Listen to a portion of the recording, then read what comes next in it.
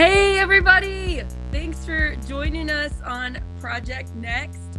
Today's episode is about helicopter parents, boy moms, girl moms, the culture, the stress that we put on our parents to be there 1,000% every second of the day for our children, or we're monster parents. And we're going to talk about how that is terrible for us, for our kids, for the culture. It is not good to fall in this real parent trap.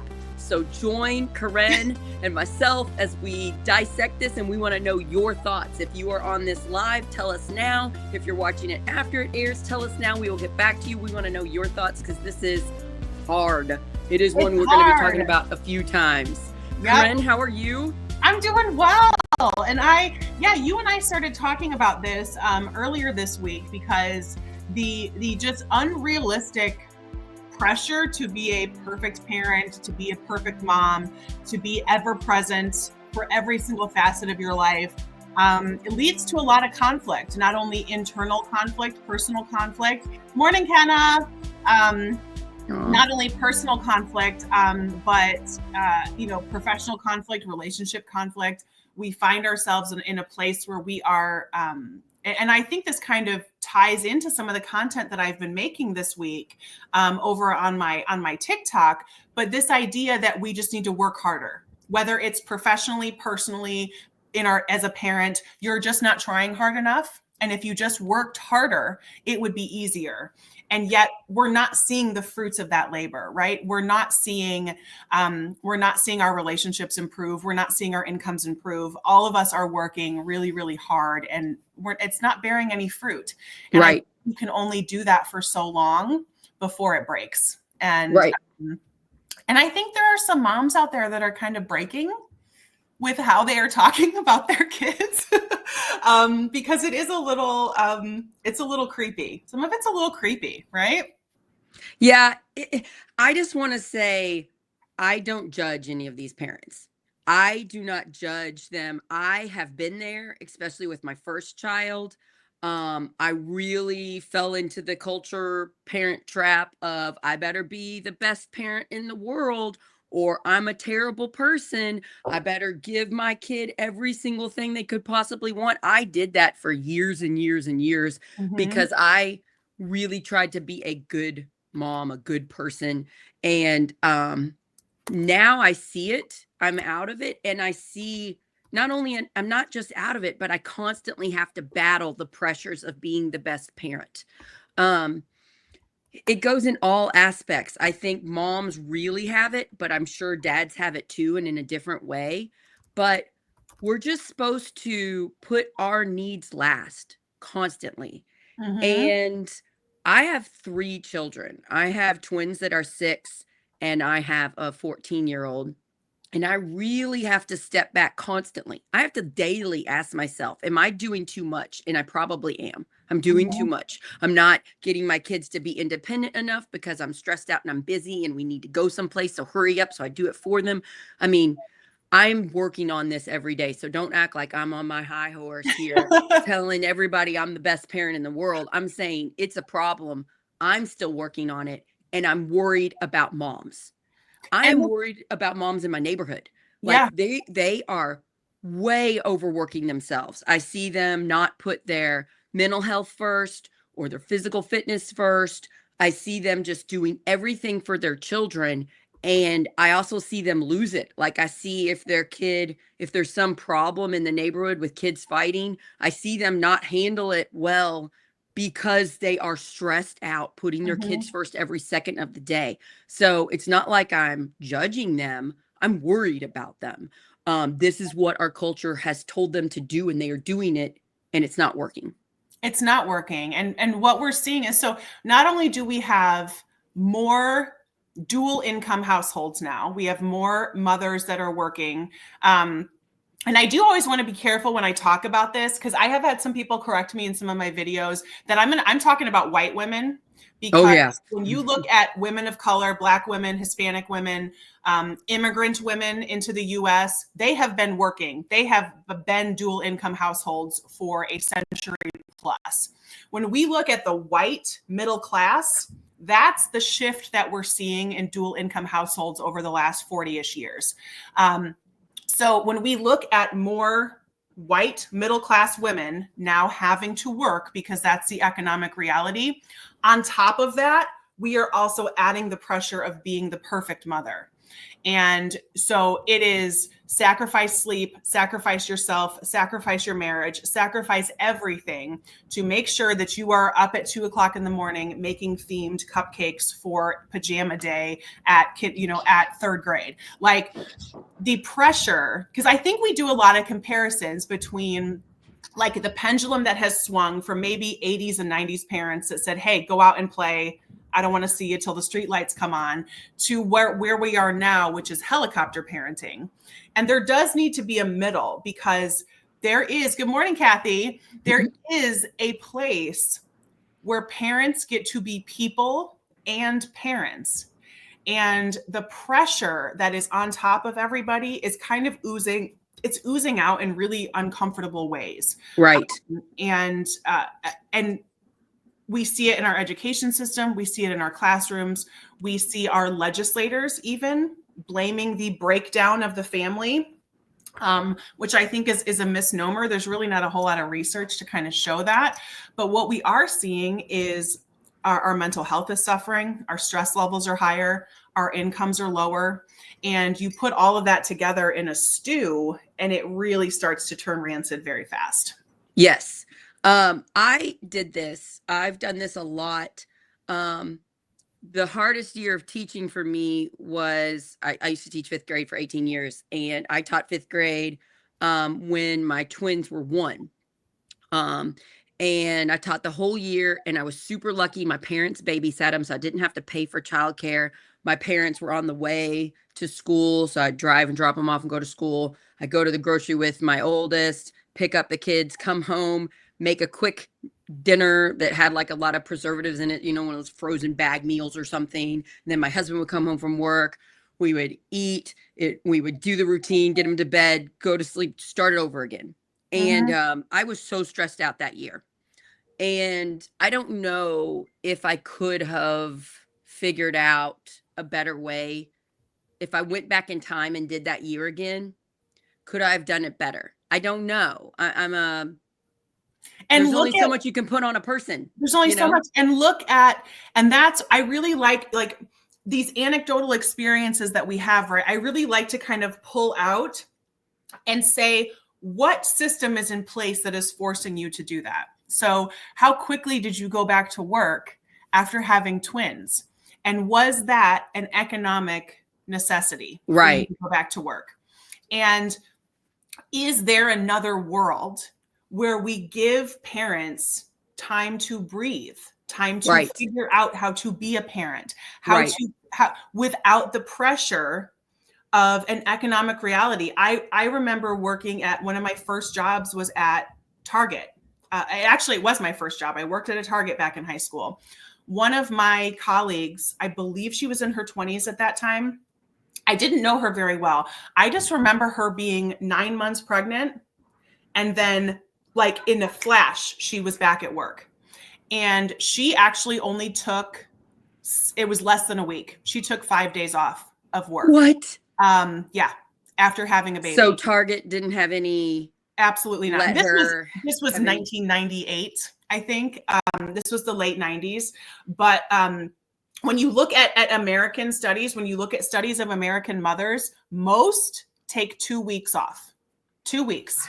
I was much luckier than that. So I got to, because I worked at a small school, I got to negotiate, and I only worked 6 weeks I went back like 6 weeks after the kids were born, and I worked for 6 weeks, and then I took half a year off.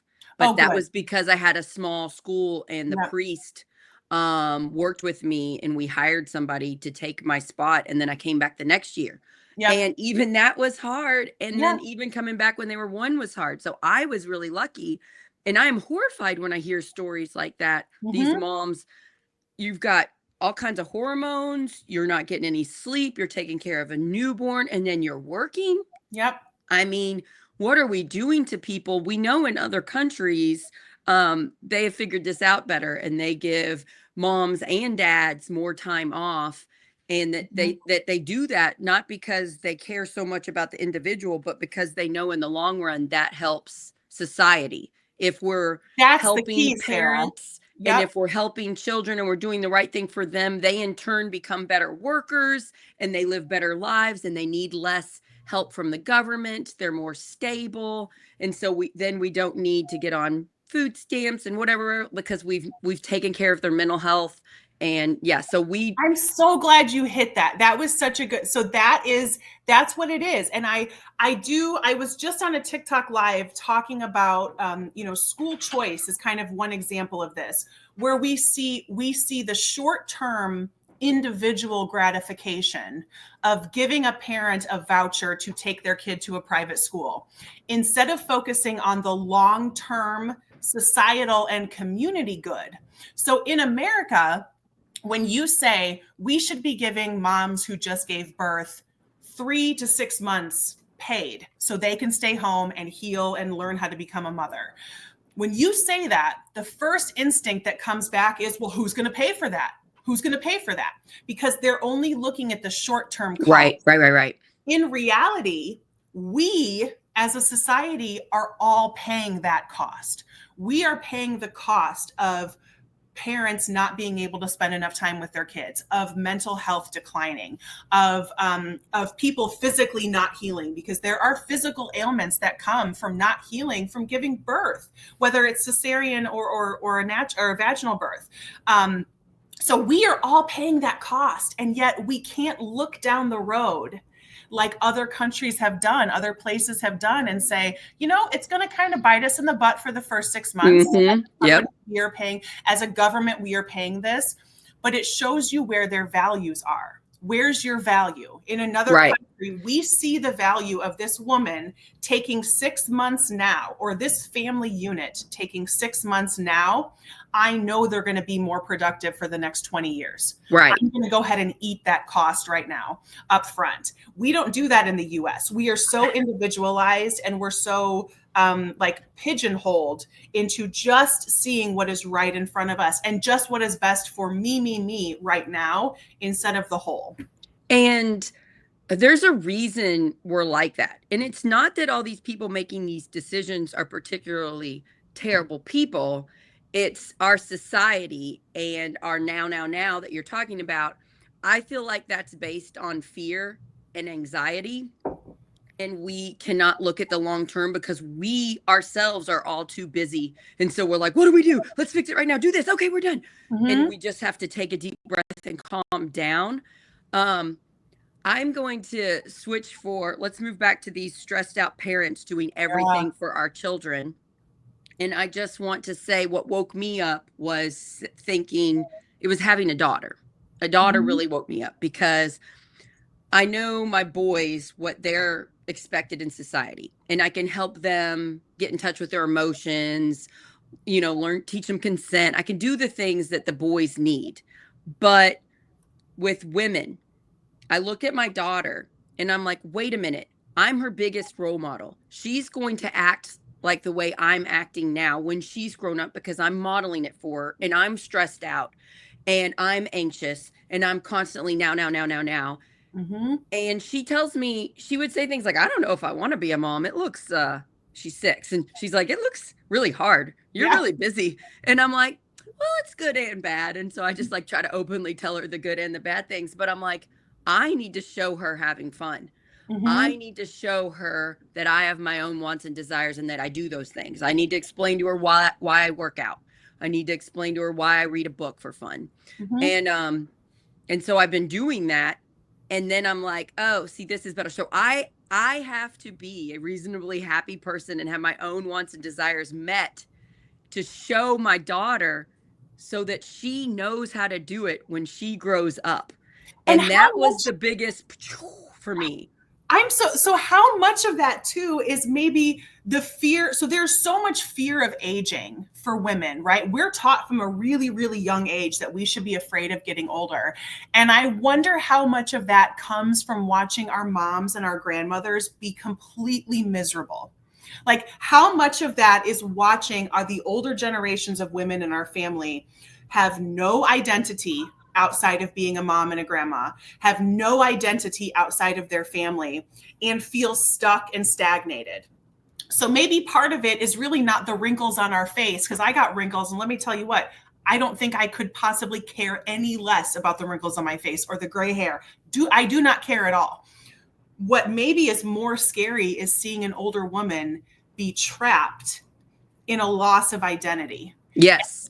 As young girls, if we look and say that's what aging is, that's what being a 40, 50, 60 plus year old woman is, I don't want that. Maybe that's where some of the fear of getting older comes from, because maybe we were not seeing our moms have fun and go out to lunch with their girlfriends or go for a walk in the park just because they want to. We are only seeing our moms sacrifice themselves for us and be exhausted. And that fear of like, oh, I don't want that. I bet it has a lot less to do with freaking wrinkles and gray hair and more of the internal misery that we believe our older family members are experiencing. Right. I've said this multiple times. This year, this 2024 has been the worst year of my life and the best year of my life. And I've really grown more in this year than I think in any other year I've had. I'm so proud of you. Thanks. And one thing I had to learn was boundaries. So like after I had my suicidal thoughts in the spring, I got therapy, I got help, and I was much kinder to myself, because I'm like, holy crap, I can't believe my head went there to that place. I wasn't going to do it, but it went there. And so I'm so much kinder to myself.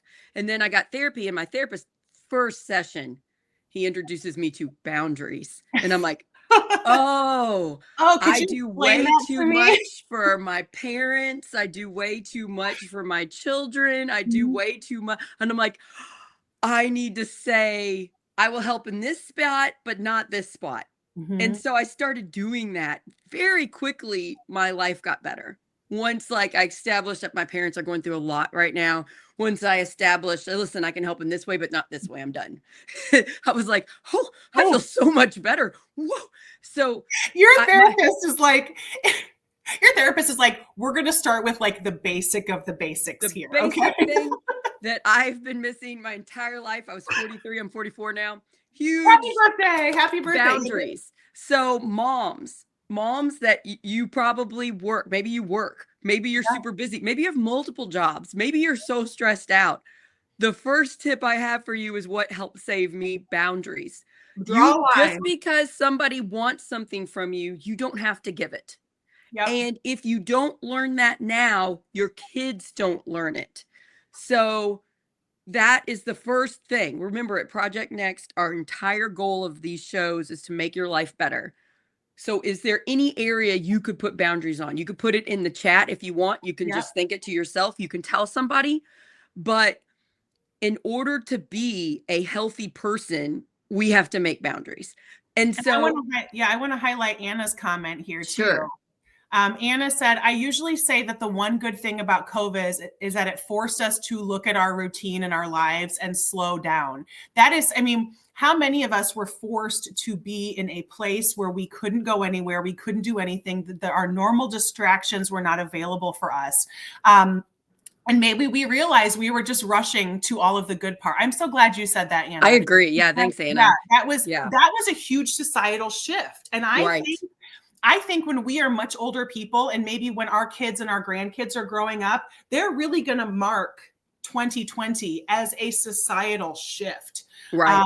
Because what we saw come out of that was a realization. I mean, look at the divorce rate after COVID. A lot of people realized, I really don't want to be in this marriage. I'm going to get out of this, because they had to be home together. We saw so many other shifts happen. We saw people reevaluate their careers and relationships and even where they live, because our lives were distilled down to the most simple things. So that's a good point, Anna. And go ahead, Sarah. I feel like now in 2024, we're right back to being too busy. We're doing everything. We're doing everything. And we're like trying to make up for lost time. Forgot the lesson of that terrible time of COVID when we had to slow down. I think there's a balance there. We don't have to be home all the time. Community is important. Being around other people is important. But do we have to be out every second of the day? I'm going to bring up sports and music and whatever activities your kids do. I don't know about you all, but my kid is in one activity, and the amount of things we have to do for this one thing is mind-boggling. And I think that that puts it makes it really hard to put yourself first sometimes. Like, sometimes I'm waking up at 3 in the morning to get my child breakfast, make his lunch, and get him to practice. Yep. And then I thought it was just this one activity, but I talked to my friend Jama, and she's like, "Oh, we're doing this for cross country too. We're getting up this early on a Saturday, and then we're Yep. driving hours to watch them run." And I'm like, we've done this. The adults have done this to these kids. They've made their programs too important. And I just am like, I'm always watching my 14-year-old. He still really likes it. He can handle it. He does comment.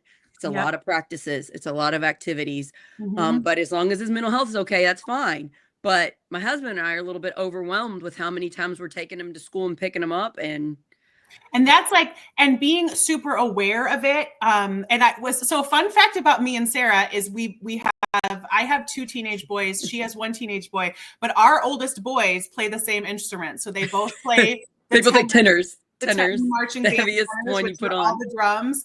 And so that was just like a fun fact that we learned about each other. But having band kids and music kids, and having all of us, Christy just hit it right on the head. Christy, you read my mind, honey. Okay, so we've created this system for our kids where we want them to achieve to a point so they can possibly earn scholarships or earn other financial incentives, because higher education has become so freaking expensive. So whether it's academically, athletically, musically, etc., we are trying to push our kids to this level of achievement that is not realistic. It's not healthy. And most kids don't want to achieve like that. They just kind of want to have fun with their friends. Right.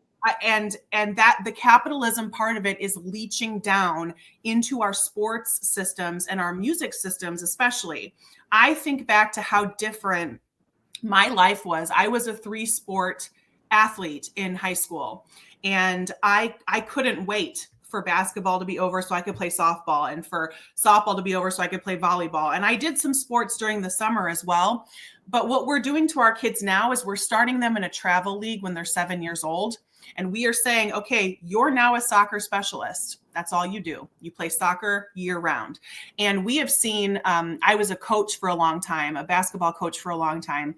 And what we see with these kids is specialization is increasing injuries. We see the injury rate among young athletes, like really ages 10 to 15, has skyrocketed. In the last I saw years. it when I was teaching. I see. Yes. Yeah. My Because 5th their graders having bodies and surgeries on their ACL or whatever. And their hips. And they're 10 and 11. Yep. And I can even remember just when I would go from volleyball to basketball, even though I was in really, really good shape, it was a whole new level of soreness because I'm using a whole new set of muscles. I go from basketball to softball, really good shape.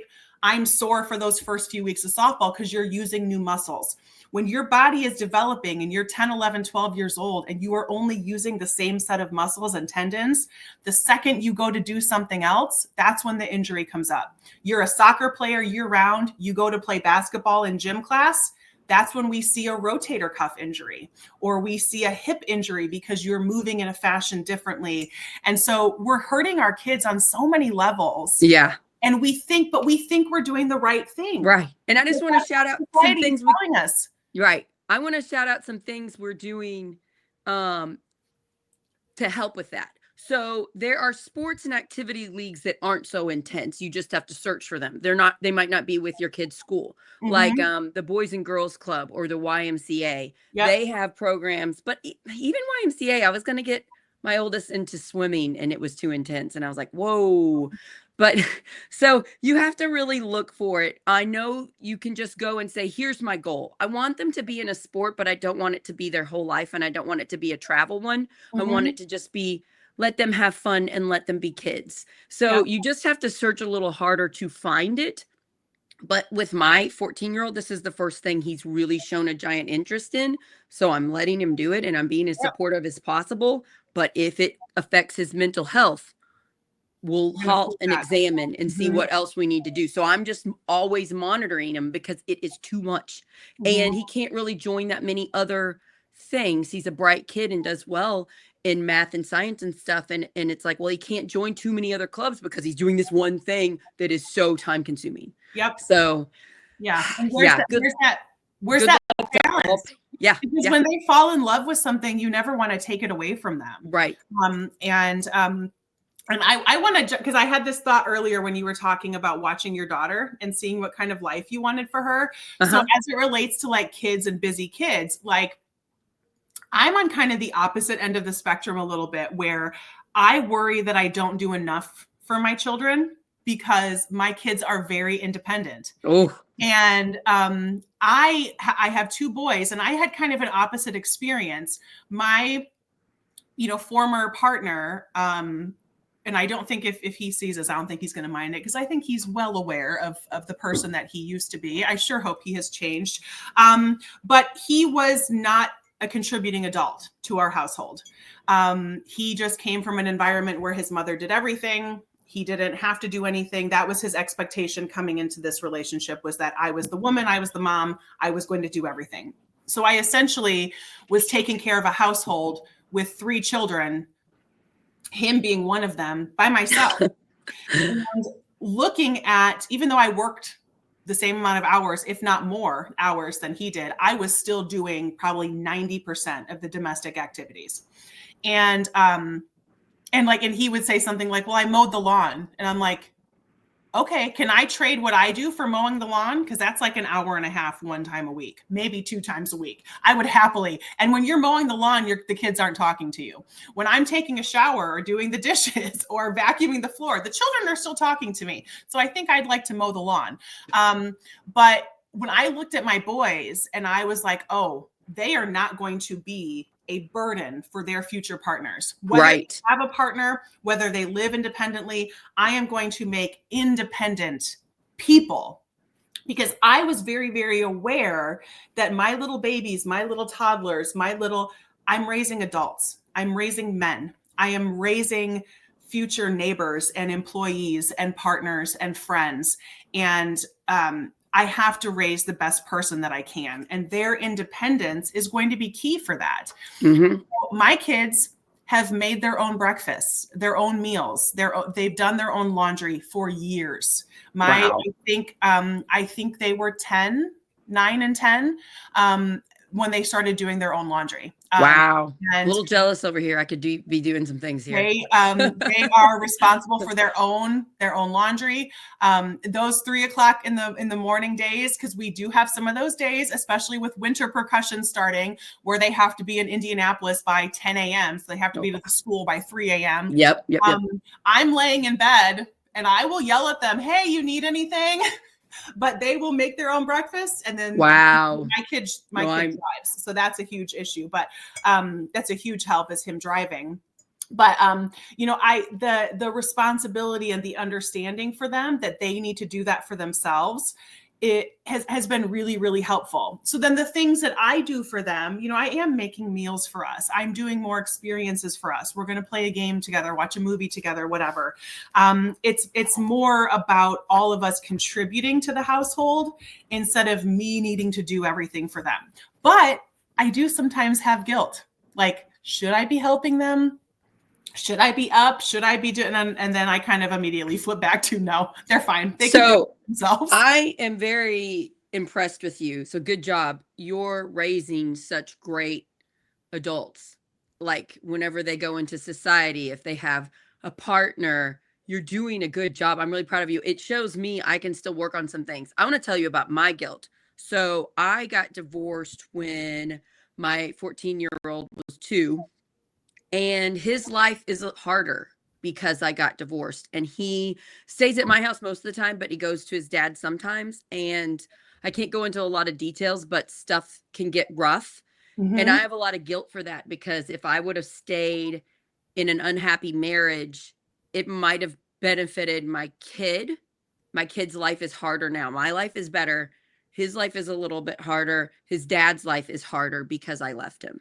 Mm-hmm. And because of that guilt, sometimes I do too much for my child.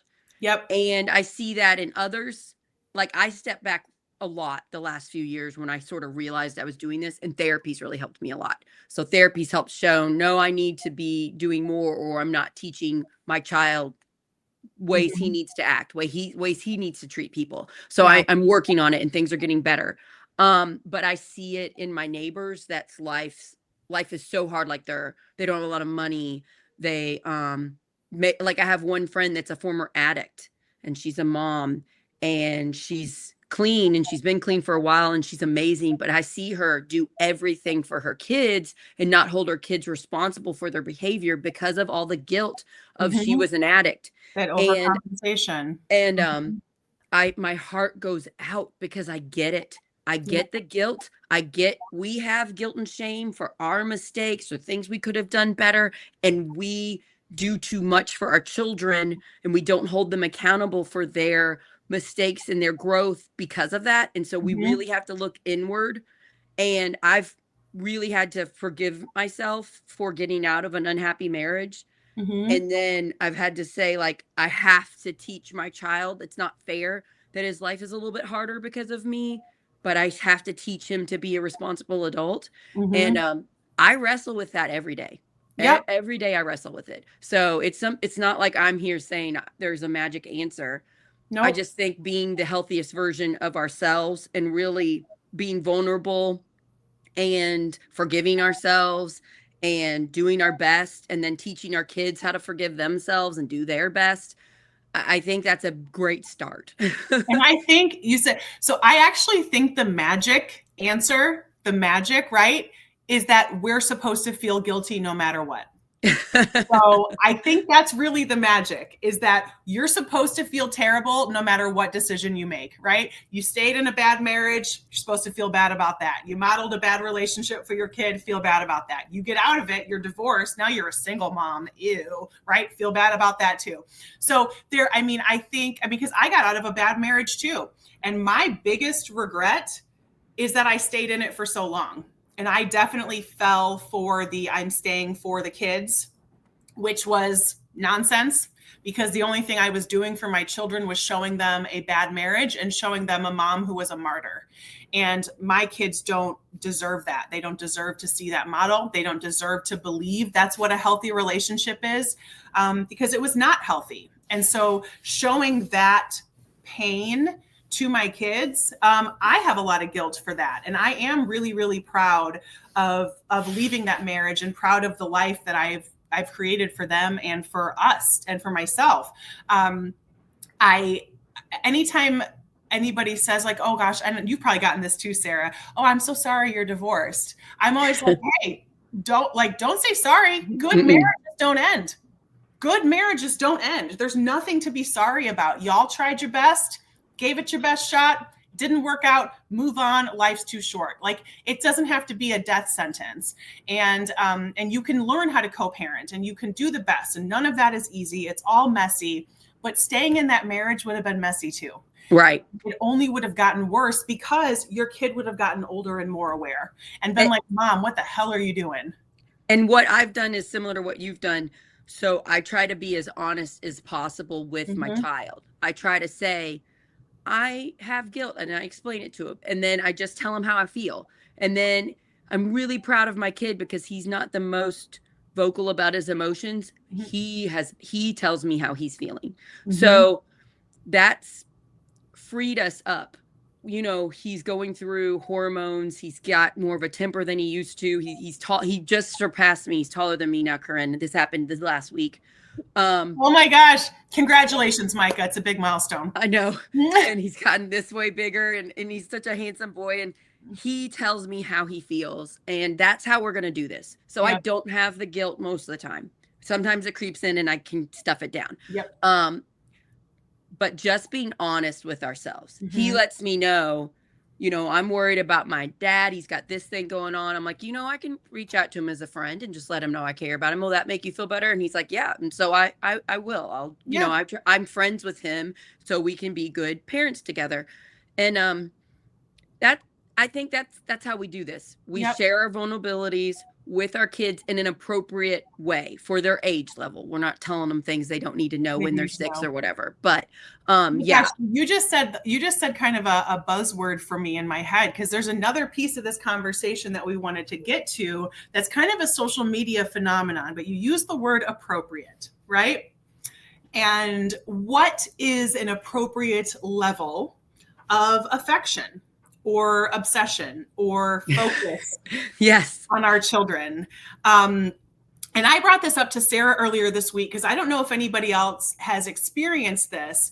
I am a mother of boys, right? As is Sarah, but I don't consider myself a boy mom, right? Like a hashtag boy mom.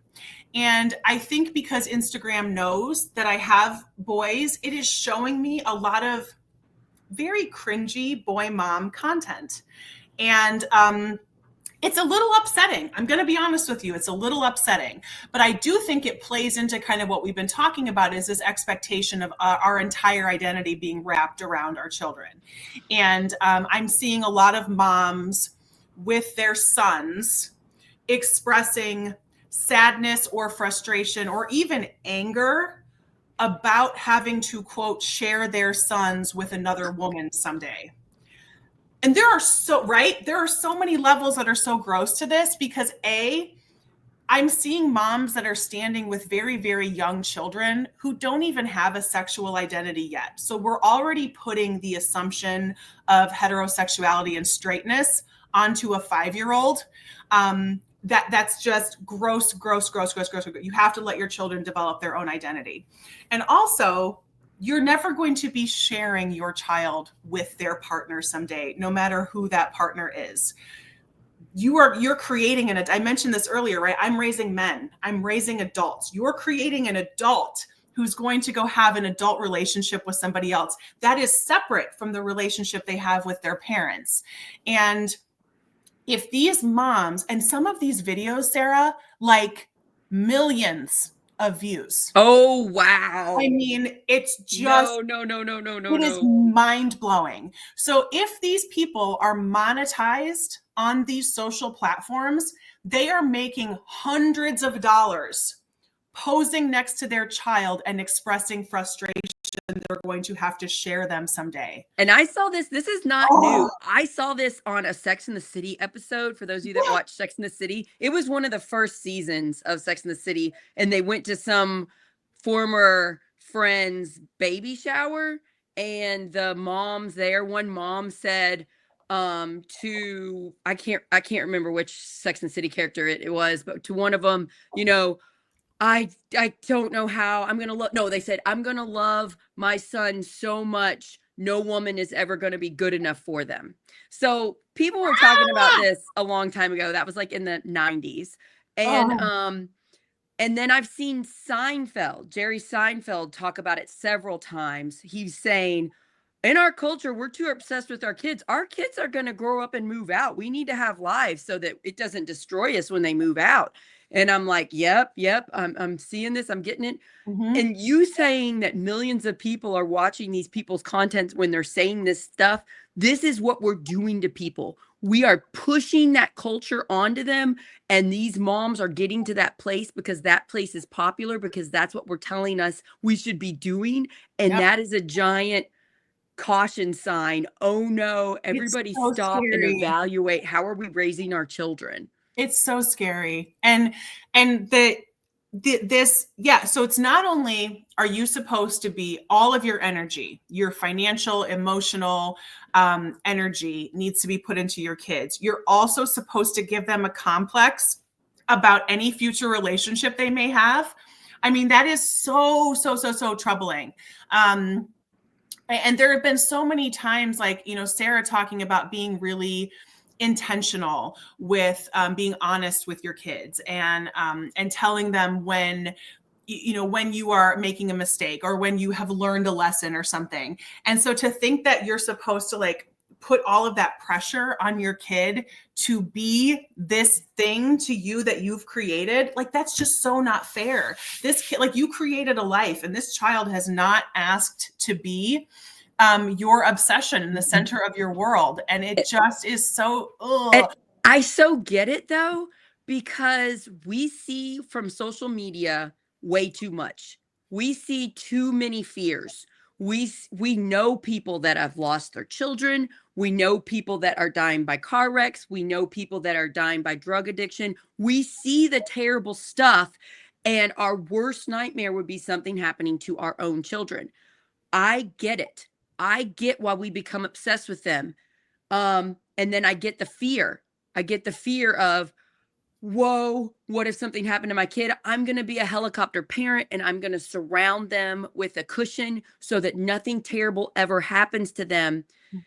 And part of the not being a helicopter parent is having to reflect inward. We cannot control everything.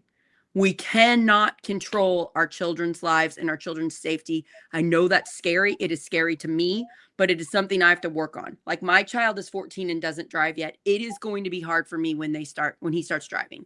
Like, it is going to be hard for me. And instead of freaking the crap out about it, I'm going to spend that energy teaching him to be a good driver, making sure he knows not to text or talk on the phone. Don't even have music on for a while, because you're not in, you have to learn how to drive. It's scary. And then watching for other drivers, because we know I was in a bad car wreck 2 years ago. Somebody plowed into me. I did nothing wrong. I could have died, but thankfully I was in a safe car, so I was okay. We know there are things happening that we can't control. So I'm just going to try to educate my kid and then have some faith in him. But I know it's going to be hard for me when he's out there driving. Like, and maybe you can give me some tips, because you seem to be fine. I am like, there is so much, there's so much that, like, it doesn't hit me in certain ways. I mean, there are definitely moments where, when the weather starts to get bad and I know that they're coming home, that they're driving home or something. And, but I don't worry about my kid on the road. I am really, really proud of him being a driver. And what him driving has given our family is so much more time, flexibility, and freedom. And I see that benefit far outweighing me having to drive him. I mean, we live 20 minutes from our high school. Right. So, there have been a couple of times where I've had to go drop something off because they forgot something. And it's an hour round trip.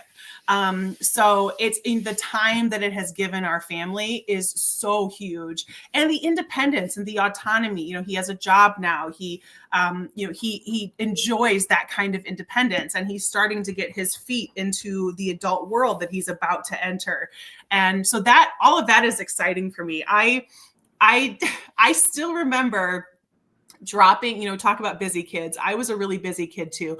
I still remember dropping my mom off in our driveway after I got my license. So I dropped her off at home so I could drive back to school. And that was such a moment of freedom for that woman. I mean, she was like, oh, I'm free, because she was, I mean, I had rehearsals before school and practice after school. And she was so grateful that I finally had my license. And I felt very similarly. I watched my kid drive away when he got his license, and I just kind of was like, all right, what do I do now? I have so much tip for time. me, when I start getting stressed out, I'm just going to remember I don't have to take him to percussion practice. And then I'll feel better. So that's a good tip. Thanks, Corinne. Yeah, you look at all the time you get back. You get a lot of time back. Yeah. I am noticing a trend with younger people saying they are not planning on having kids. Have you noticed this? I have a lot of friends. I know a lot of people that are younger because I follow a lot of my former fifth graders on social media. And then like, I know 20-year-olds that are like, I'm not having kids. And they might change their mind, because a lot of women, when they hit a certain age, start getting that. I think it's just human nature, start getting that you want a baby. But I get it. I get why they're like that. If I was kind of scared to be a mom, and I didn't start until I was 28. And I felt it. I was like, you have to do so much for your kids. It's overwhelming. I don't know whether I'm ready to do that. And then add on today's time with how expensive it is and how little time off we get from our jobs and how expensive food is and our healthcare issues. Yep. I get why people are saying that, and I'm not going to tell them they're wrong. They can do whatever they want with their own life. We have been told women's jobs are to meet a man that can support us, and then maybe we work, maybe we don't when we have children, and we put everything into our kids, and that's our life. And then we raise the grandkids. I mean, we've been told this is our life. And I think we also have feminism and things are much better. So I think a lot of women are like, I don't want that. And No, I don't want that. I don't blame them for that. I don't at all. And you really see, you know, this is where we see our personal lives, our professional lives, our political lives kind of all come together and crash into this place of, we have this feeling about something. We have this feeling that stuff is more expensive. We have a feeling that I can't have children because I can't afford it. And when you start to break down where those feelings are coming from, there are real financial reasons that you have that feeling. And I've been looking at some data recently that I think is really, really interesting. So back in 1975, we paid on average, your house, 3% of your household income went to healthcare. Wow. 3%. Today, 18% of our household income goes to healthcare. In 1975, we paid 15% of our income for housing. On average, we pay 40% now. So that is such, right? Isn't that crazy? That is crazy. That is such a way, because when you start to get into like salaries and cost of housing, you have to factor in inflation. It gets kind of messy, but just comparing percentages of expenditures, that's a really easy way to compare apples to apples. And then you can put a number on that feeling. So if you are a 30-year-old or a 25 or a 30-year-old and you're saying, I feel like I can't afford kids, there's a reason they have that feeling. And it has nothing to do with their laziness or their selfishness or it's Gen Z. Nope. No. It is hard to have good housing. It's expensive. Healthcare is expensive. The food has gone up. There are real reasons why people are struggling. Yep. And I'll tell you what's fake. The people that are doing this to us, the people that are profiting off of our miserableness, want us to fight with each other. And this is why we started Project Next. Yep. They want the right and the left. They want people fighting with their neighbors because they don't want us to join together and say what you're saying. This is a problem, and it's not a problem we can't fix. We could fix it, but we have to stop fighting. We have to elect leaders that will compromise and work together. And we have to make real change. Now, it's hard for young people to think that's possible because their entire lives, they've grown up in political chaos. I'm 44, so I had a few years of seeing Republicans and Democrats get along, make policies that actually help us. I've seen it happen, so I know it's possible. I know I have great faith that society is going to get better. I don't know how much worse it's going to get until it gets better, but it's going to get better, everybody. Have hope.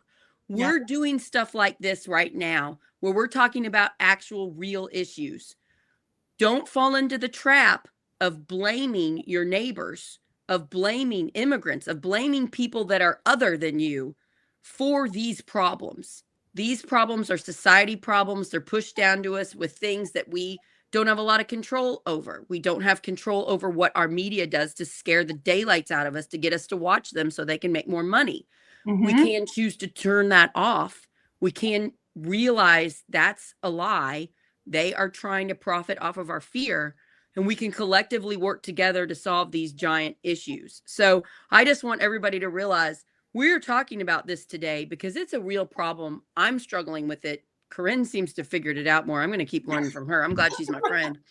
Oh, girl, I've only figured out a few things. A few. I'm asking you you gave me good car advice. I'm taking it. But I'm just saying we're here. Everybody take a deep breath and realize everything is going to be okay. We are going to keep getting better. Project Next is just starting. We're going to get big and we're going to keep pumping out this stuff and we're going to try to make your life better for free.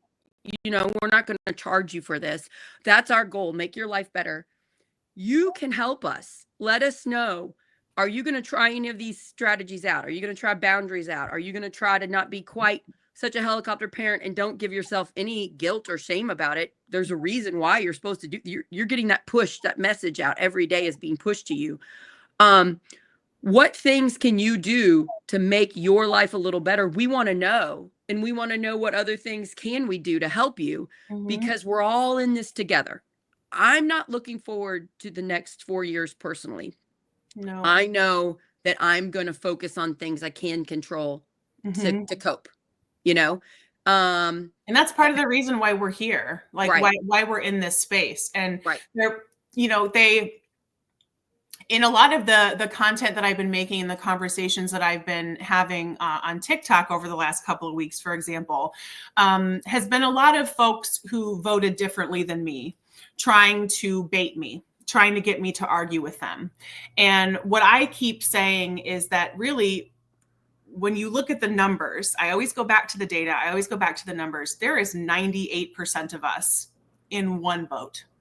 We are in one boat. When you look at income inequality, you look at who is benefiting from our current system, who we voted for doesn't matter. We're all in the same boat, and we're all going to sink together regardless of who we voted for. And because 98% of us banding together are so powerful and irrefutable, the powers that be are going to keep making us fight against each other. Because as long as they maintain us in conflict, they get to maintain their power and maintain their wealth. And so when we kind of remove, and yes, there are so many heavy topics and very emotional topics. The fear I think about of, somebody accidentally getting pregnant or having an unwanted pregnancy. There are so many emotional things that come along with where we are at right now politically. I really try to divorce myself from some of those emotions and really just look on what does the data tell us? What do the policies tell us? Where can we actually make some incremental change? And I think where we can make incremental change is in a space like this. And that's why I'm so glad that Sarah and Tim put together Project Next, because we can have these conversations. We can kind of look at the cringy things and be like, ooh, I don't like that boy mom trend, right?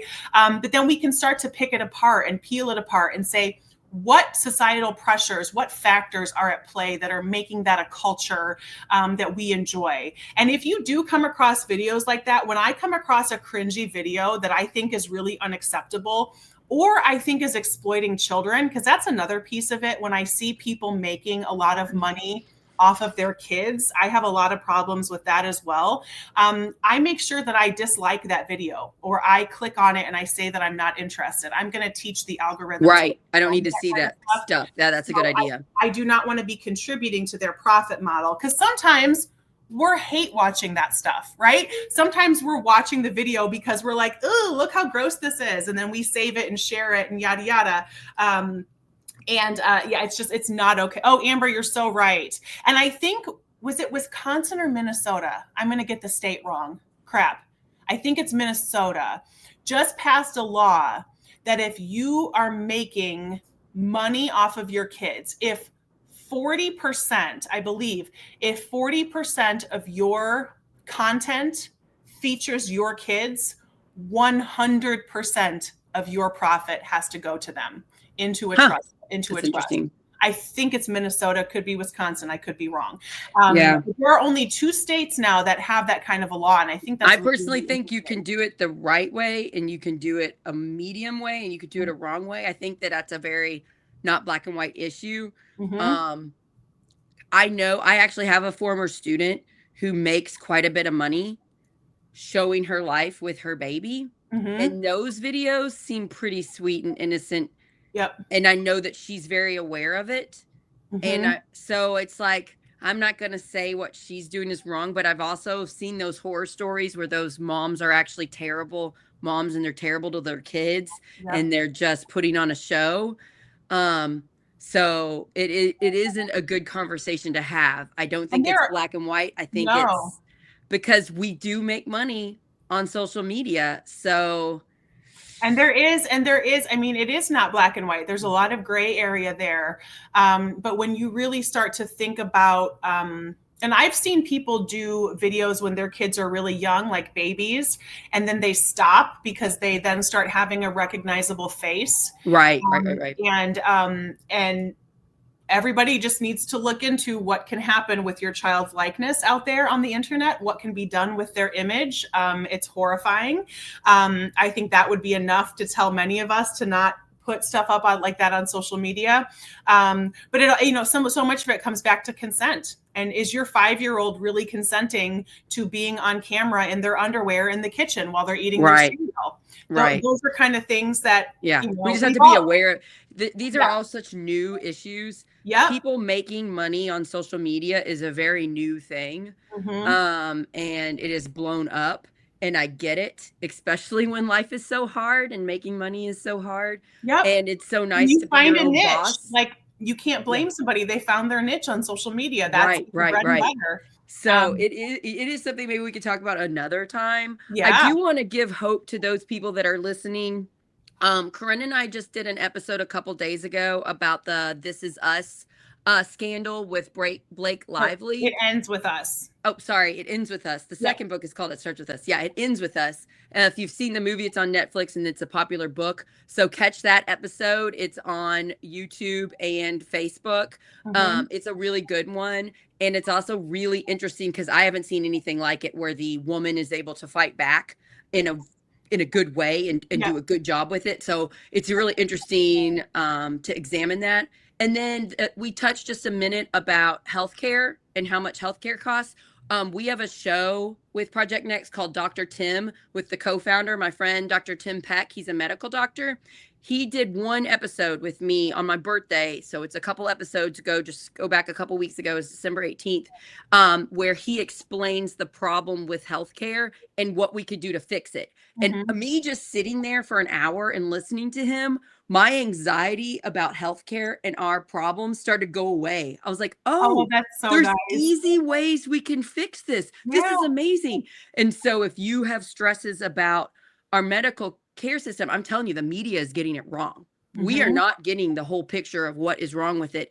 And since Tim ran for Congress, he's gotten things passed through Congress. He's gotten telehealth stuff passed himself with his own startup company.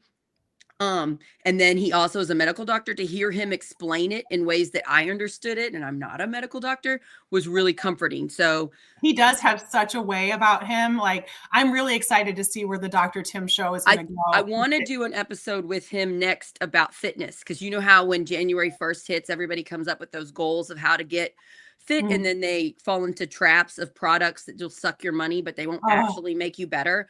So we want to do an episode of what do you actually do to get fit. I think that would be comforting. Yeah, and what expectations you put on yourself. I mean, we are way too hard on ourselves. You and I say, like, and all of us, all we have to do is look at the data of those New Year's resolutions.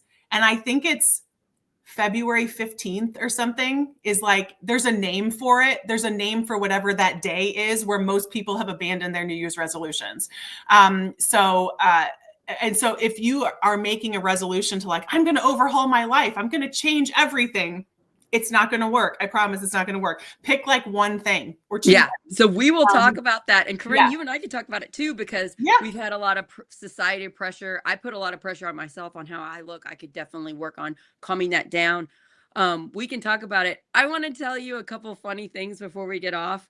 First off, update on my surgery. So I had thyroid surgery 2.5 weeks ago. I had a tumor and half of my thyroid removed.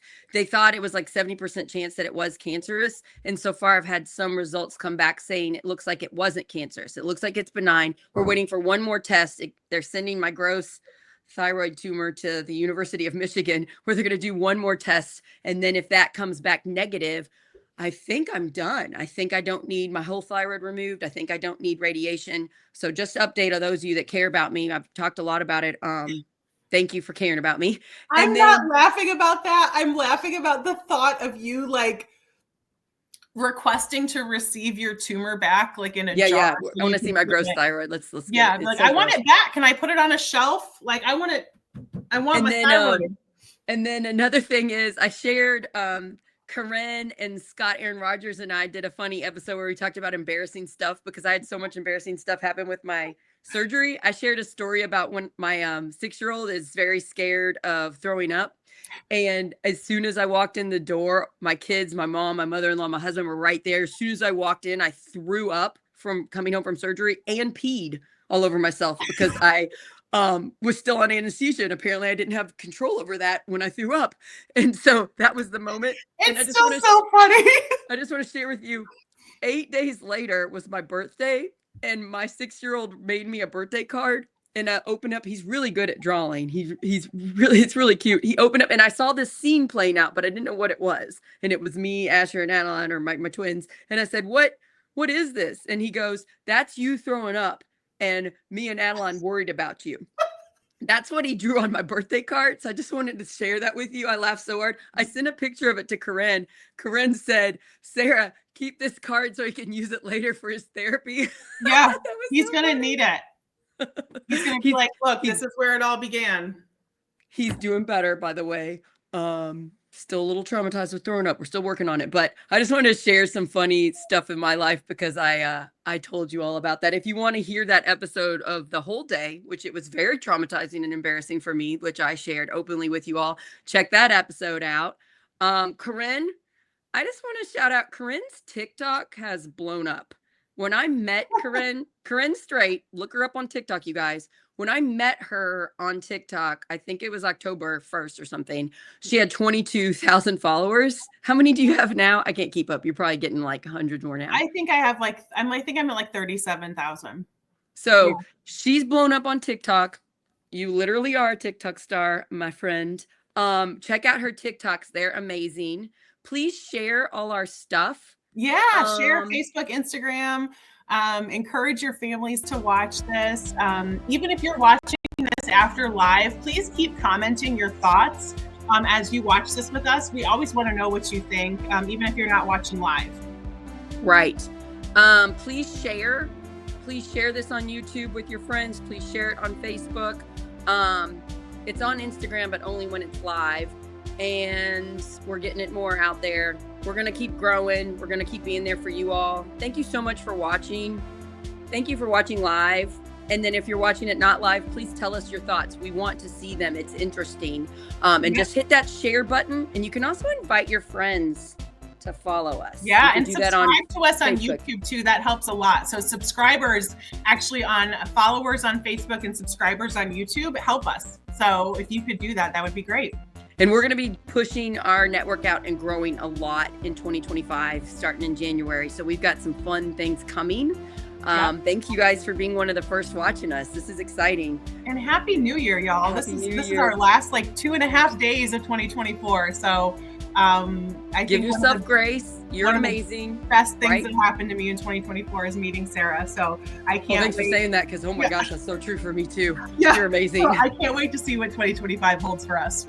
Have grace for yourselves, forgive yourselves, don't have guilt and shame. We get pushed on that all the time. Don't do it. Don't fall in that. Love yourself. Nope. We love you and we're here for you. And join us on this journey because it's going to be great. All right. Love you guys. Have a great rest of your holiday. Bye.